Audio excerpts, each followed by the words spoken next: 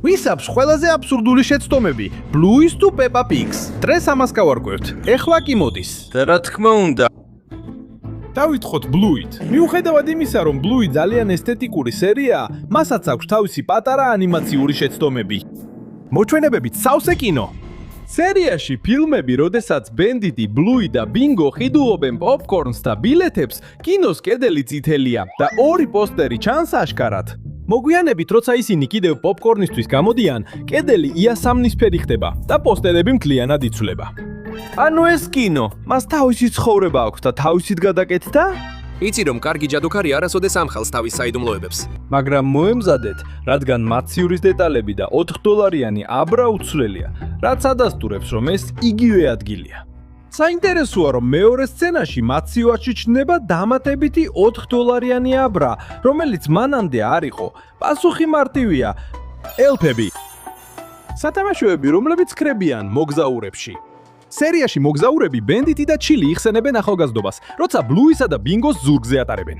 ბენდიტის ფეხებთან და ჩილის კუდის უკან იატაკზე რამდენიმე გადაყრილი სათამაშო ჩანს. აქამდე ყველაფერი კარგადაა, მაგრამ შემდეგ სცენაში სათამაშოები მთლიანად კრება, თითქოს ვიღაცამ ისინი მოიპარა. ხო, როგორც ჩანს, ვიღაცას სხვისი ნივთების მოპარვა უყვარს. Bingo's და Blue'ის ცვალებადი ლაქები. იმავე ეპიზოდში მოგზაურები ზურგჩანთით, როცა ბანდიტი კრუასანების საყიდლად გადის, Bingo's ლაქები ჩვეულებრივად ჩანს. ერთი თავზე აქვს, მეორე კი ზურგზე, მაგრამ როცა ბანდიტი საფულეს იდებს, ლაქები ერთ დიდ ლაქად ერთიანდება. საწყალი Bingo! მე მგონია, რომ ანემიან თავბრუსხვევა გამოიწვია და ამიტომ ლაქებიც გადაეწია, მაგრამ როგორც კი კამერა შორდება, ლაქები ისევ იყოფა. გარდა ამისა, Blue's ზურგზე ლაქები სცენებს შორის ადგილს იცვლიან, თითქოს საკუთარი ცხოვრება გქონდეთ. აბრაში მოჩვენებითი სკამი. აბრაში ფრისკიბიძა რაცზე ბრაზდება და გადათყვეტს ქორწილი გააუქმოს. ის შორს მიდის, რომ მარტო იყოს და ჩილი გოგონებთან ერთად მიდის მის დასამშვიდებლად. როცა კამერა შორდება, ჩანს სკამი, რომელზეც ძაღლი ზის და თითქოს რაღაცა სჭამს. ცოტა ხნის შემდეგ, როცა კამერა ისევ შორდება, სკამიც და ძაღლიც მთლიანად გამქრალია. თითქოს ეს უბრალოდ მოჩვენება ძაღლი ყოფილიყო. მოგზაური ლაქა ტრამპოლინში, Blue'i და Bingo ბანდიტთან ერთად ტრამპოლინზე თამაშობენ.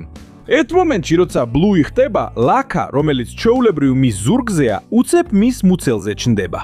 ისე თითქოს ლაქამაც გადათყვიტა მასთან ერთად ხტომა და გზადაგზა მუცელზე გადავიდა. საწყალი Blue'i უკვე კარგ მოულას საჭიროებს. ლენტის გაქრობა ხილის ღამურაში სერიაში, ხილის ღამურა. ჩილი თავის ჰოკეის ჯოხს ლენტს ახოს და ჩანს, რომ უკვე რამდენჯერმე შემოუხვევია. მაგრამ როცა Blue'i სცენაზე შემოდის, ყვითელი ფირი მთლიანად კრება. ეს ერთ წამში ხდება, რაც მიანიშნებს, რომ ჩილის შეუძლია ნივთების გაქრობა, როგორც ჯადოდოქარს. ჯადოსნური დალაგება იხვის ნამცხვარში ერთ-ერთი ყველაზე სახალისო ფონური შეცდომა ჩნდება იხვის ნამცხვარში, როცა ბანდიტი ცნობილ ნამცხვარს აცხობს. მის უკან მდებარე სამუშაო მაგიდა არეულობაშია, სავსეა ფქვილით, შაქრით და ჯამებით. მოულოდნელად, სცენის შუაში ყველაფერი თავისით იწმინდება. თავისით. ზუსტად ისე, თითქოს ტანოსის თითის ჩაკვით მოხდა ეს. არ ფიქრობ, რომ ამ სახლში ასეთი დამხმარე მოჩვენებაა, ხომ ასეა? მაგრამ რა ხდება Peppa Pig's შეცდომებთან? ყველანი Blue'ზე ვსაუბრობთ, მაგრამ Peppa Pig's-აც აქვს თავისი ბნელი მხარე. მოდით პირდაპირ გადავიდეთ და ჩაუღრმავდეთ. პერსონაჟები, რომლებიც სრიალებენ. შემდეგ ხდება ვიზუალურად საკმაოდ უხერხული რამ. Peppa იწყებს სრიალს ჯორჯისკენ, თითქოს იატაკი საპნიანი იყოს. და ამით რომ არ დაკმაყოფილდნენ, Peppa Pig და ბაბუა, რომელიც საპნითაა დაფარული, ასევე სრიალებენ, მაგრამ სკამებზე მჯდომარე. ისინი არ დადიან. და აქ აუცილებელი პაუზაა. კარგად დააკვირდი სცენას. ორი თეფშია დადებული, მაგრამ იქ არავინ ზის. ვისულევენ საჭმელს. ბაღის მოჩვენებებს არავინ იცის. საეჭვო სალათი. წარმოგვიდგენენ ცნობილ სალათს, რომელიც ბაბუას პომიდრით, სალათის ფოთლით და კიტრითაა გაკეთებული. და გიორგი ერთხელ მაინც ცხოვრებაში მართალია. ეს სალათი არ არის. შუაზე გაჭრილი პომიდორი, კიტრის ნაჭერი და სალათის ფოთოლი, соуსის გარეშე სალათი არ არის. ეს მტკიცებულებაა, სუფთა სევდაა თეფშზე. დაკარგული კონტეინერი. უცებ რაღაც უცნაურს ამჩნევ, მამის ჩანგალი გაქრა. მაშ, ლოგიკური კითხვა ასეთია. როგორ უნდა ჭამოს? და ჯადოსნურად თითქოს ჯადოქარია პეპა ჯიბიდან ჩანგალს იღებს. თითქოს ჯიბეში უსასრულო ინვენტარი კონდეს გახსნილი. შეცდომა, რომელსაც თითქმის ვერავინ ამჩნევს. აი მოდის ერთ-ერთი საუკეთესო პომიდორს ჭრილი აქვს, მაგრამ ზემოდან, არა ქვემოდანან. ეს პომიდორი მაგიდაზე არდევს. ის სულიერად ლივლივებს. ჩანგალი სახეშია გაჩრილი. სხვა კადრში პეპა ჩანგალს თუთში ირჯობს. ჯორჯის ლპობადი პომიდორი. ჯორჯს პომიდორის წულს შესანიშნავია. მაშ, სად არის მეორე ნაჭერი პომიდორი, რომელიც მის თეფშზე იყო? ხომ არ შეჭამა შეუმჩნევლად? ხომ არ დამალა? აორთქლდა, როგორც ყველაფერი ამ სერიალში. შებრუნებული დინოზავრი. ბაბუა პიგი ჯორჯს თხოვს, რომ სალათის ფოთოლი გასინჯოს. ეხლა სალათის ფოთოლი დინოზავრია, რა თქმა უნდა. მაგრამ ბაბუა დინოზავრს ჯორჯის მიმართ უგუღმა ატრიალებს. რისთვის? რომ აღფრთოვანდეს, რომ დააბნიოს, რომ დაამციროს. ეპიზოდის შეცვლა. პაპა სურათს კიდებს. გადავდივართ შემდეგ ეპიზოდზე და პაპა პიგი კითხულობს გაზეთს, სადაც ტექსტი მხოლოდ ხაზებია. შემდეგ სცენაში გაზეთი მთლიანად ქრება. არც ატოვებს, არც კეცავს, არც ისვრის. უბრალოდ მიდის. არასწორად მოთავსებული ინსტრუმენტები. პაპა პიგი ამბობს, რომ სჭირდება საზომი ლენტი და ფანქარი. ხელსაწყოების ყუთი პირდაპირ სავარძლის წინ დგას. ძალიან აშკარაა, შეუძლებელია ვერ დაინახო. და მაინც, ეგ ტიპი წინი წევს თითქოს ყუთი მის უკან იყოს. ან სავარძელი თავისით გადაიწია, ან პაპა პიგს არ იცის, რომელ განზომილებაში ცხოვრობს. ლუსმნები, რომლების რაოდენობაც იცვლება.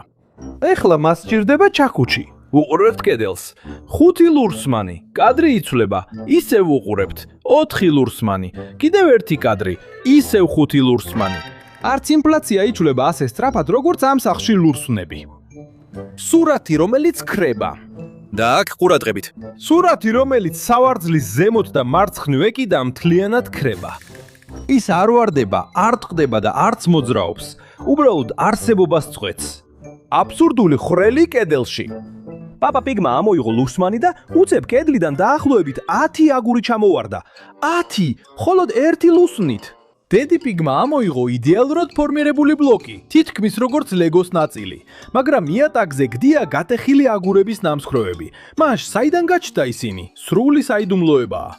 და იმის ნაცვლად, რომ უკვე არსებული ბლოკი გამოიხენოს, პაპა პიგი გადაწყვეტს მოიტანოს დაახლოებით 17 აგური, როცა მხოლოდ 10 სჭირდება ხვრელის დასაფარად. არ ვიცით, ცუდი მშენებლობაა ეს, თუ უბრალოდ პაპა პიგმა მათემატიკა ვერ ჩააბარა სკოლაში. თაბაშირისა და საღებავის ფიზიკა. თაბაშირი ჯადოსნურად იწყებს გავრცელებას იმ ადგილებშიც კი, სადაც არასდროს გვინახავს, რომ მოხვდა და რაც მთავარია, თითქოს იატაკზეც ვრცელდება, თითქოს ცოცხალი არსება იყოს. საინტერესოა, რომ საღებავი კი ჩვეულებრივი ფიზიკის მიხედვით მუშაობს. სასწაულებრივი დასუფთავება და გადამუშავებული ლურსმნები. პაპა პიგი ყველაფერს ასუფთავებს და სახლი უბადლოდ სუფთაა და ერთი საინტერესო ფაქტი. ის ისევ აბრუნებს იმავე ლურსმანს, რომელიც ამოიღო, რადგან ჯადოსნურად ისევ 5 ლურსმანი ჩანს. დედა პიგი ყოველთვის მზადაა. ბოლოს ჩნდება დედა პიგი ჩაქუჩით და ლურსმანით ხელში. ირგვლივ არსად ჩანს ხელსაწყოების ყუთი. დასკვნა, დედა პიგი ყოველთვის მზადაა. ჩაქუჩი, ლურსმანი და უსაფრულო მოთმინება, რომ პაპა პიგთან ერთად იცხოვრო. აბა, ვის აქვს ყველაზე აბსურდული შეცდომები? პეპა პიგს თავისი კარგად დამსხრეული რეალობით, თუ ბლუის, რომელსაც ლაქები მოძრაობს? თქვენი პასუხი კომენტარებში დაწერეთ.